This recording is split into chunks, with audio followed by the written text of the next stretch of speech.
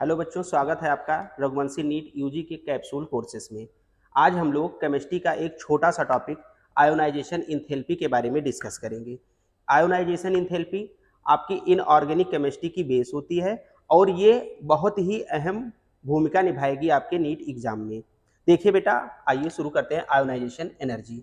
Ionisation energy के बारे में जैसे हम लोग बात करेंगे तो तुरंत किताब में यही लिखा होता है कि सबसे पहले हम लोग कोई भी एलिमेंट या कोई भी एटम, कोई भी एटम्स को आपको आइसोलेटेड गैसियस फेज में लाना होगा, तभी आप इसे डिफाइन कर पाओगे।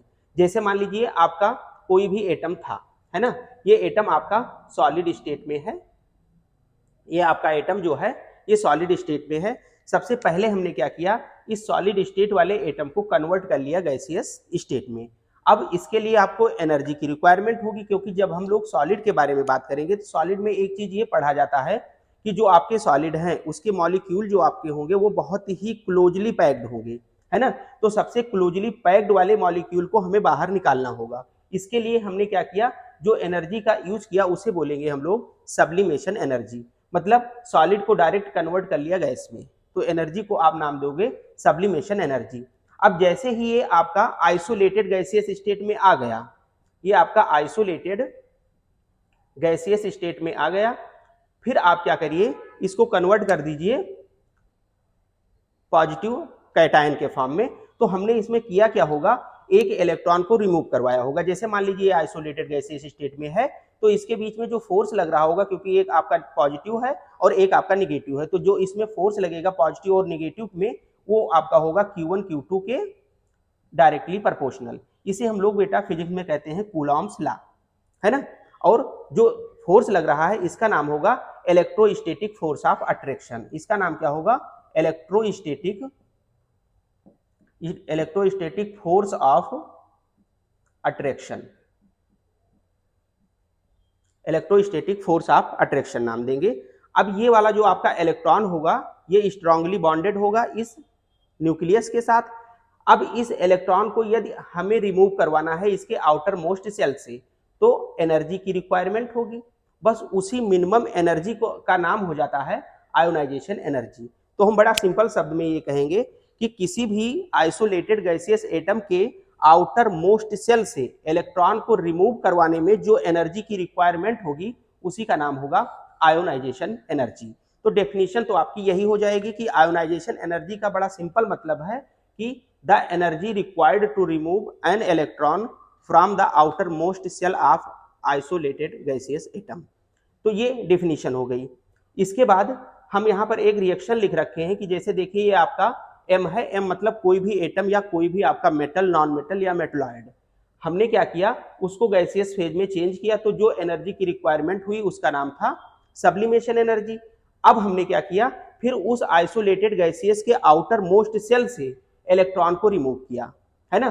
तो जो एनर्जी आपको लगी, जो रिक्वायर्ड हुई, उसका नाम हो जाएगा आयोनाइजेशन एनर्जी। तो इसमें आप देखिए दोनों वैल्यू लिखी हुई है कि जो डेल्टा एच की वैल्यू है वो 50 किलो जूल पर मोल है और यहाँ पर जो है आपकी 30 किलो जूल पर मोल है। जो आयोनाइजेशन एनर्जी है इसकी वैल्यू कम है।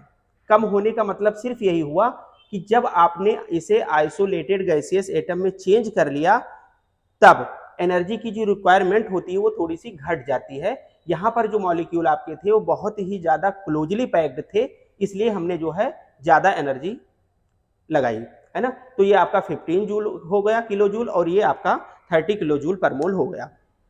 अब इसमें ये बात आई कि क्वेश्चन कैसे अराइज होंगे और क्वेश्चन कैसे आप इसमें अटेम्प्ट करोगे। तो डेफिनेशन से तो कोई क्वेश्चन नीट में आता नहीं है ना। तो अब हम लोग इसमें ये देखेंगे कि कौन कौन से फैक्टर हैं आपके जो आयोनाइजेशन एनर्जी को डायरेक्ट इफेक्ट डालते हैं, है ना। तो एक छोटी सी हेडिंग हम लोग देख लेंगे इसमें कि फैक्टर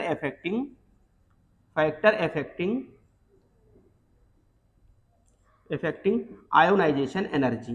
तो सबसे पहला फैक्टर होगा बेटा हम लोगों का कि न्यूक्लियर का चार्ज, जिसे आप लोग नाम देते हो इफेक्टिव न्यूक्लियर चार्ज, है ना। या इसको हम लोग लिखते हैं, एनसीईआरटी आपकी लिख रही है जेड इफेक्टिव। ये बात एक ही है, चाहे आप इफेक्टिव न्यूक्लियर चार्ज कहिए या जेड इफेक्टिव कहिए। ये होता क्या है, जो जेड इफेक्टिव होता है या इफेक्टिव न्यूक्लियर चार्ज होता है, ये आपका जो है न्यूक्लियस पर डिपेंड करता है। जितने ज्यादा प्रोटॉन्स होंगे आपके न्यूक्लियस के अंदर, जेड इफेक्टिव उसका उतना ही ज्यादा होगा, है ना। ये इलेक्ट्रॉन का चार्ज नहीं है। अब देखिए जो आपका जेड इफेक्टिव है वो कैसे इस पर इफेक्ट डालेगा। जैसे मान लीजिए ये आपके इलेक्ट्रॉन है जो कि स्ट्रांगली बॉन्डेड है आपका न्यूक्लियस के साथ, तो अब इसमें जो न्यूक्लियस के अंदर जो प्रोटॉन्स पाए जाएंगे वो थोड़ा ज्यादा नंबर में होंगे कंपेयर टू इलेक्ट्रॉन, है ना। तो जो न्यूक्लियस होगा वो इस इलेक्ट्रॉन को अपनी तरफ लगातार खींच रहा होगा, है ना। तो जितना ज्यादा जेड इफेक्टिव बढ़ेगा, कूलाम्स के रूल के अकॉर्डिंग फोर्स भी बढ़ता जाएगा, क्योंकि ये दोनों डायरेक्टली प्रोपोर्शनल है ना। तो यदि मैग्नीट्यूड आप फोर्स आप बढ़ाओगे, मैग्नीट्यूड आप चार्ज आप बढ़ाओगे, तो फोर्स अपने आप बढ़ जाता है ना। तो हम लोग ये कहेंगे कि यदि एटॉमिक नंबर आप बढ़ा रहे हो किसी भी एटम का, तो उसकी जो आयोनाइजेशन एनर्जी होगी वो भी बढ़ जाएगी, क्योंकि जेड इफेक्टिव बढ़ जाएगा। या आप ऐसे बोल सकते हो कि जो प्रोटॉन्स का नंबर है उसे यदि आप बढ़ा रहे हो, तब भी जो आपका है आयोनाइजेशन एनर्जी इंक्रीज कर जाती है ना। तो ये जो आपका है आयोनाइजेशन एनर्जी के डायरेक्टली प्रोपोर्शनल होता है। दूसरा फैक्टर है हमारा साइज, है ना। किसी भी एटम के साइज पर भी डिपेंड करती है आयोनाइजेशन एनर्जी। अब देखिए यदि इन दोनों के बीच की डिस्टेंस को हम लोग डी मान लें, या जैसा कि आपकी बुक लिख रही है आर मान लें, तो जो फोर्स होता है वो इनवर्सली डिपेंड करता है आर स्क्वायर के। ये भी कूलाम्स का लॉ है ना। ये आपका इनवर्सली प्रोपोर्शनल होगा आर स्क्वायर के।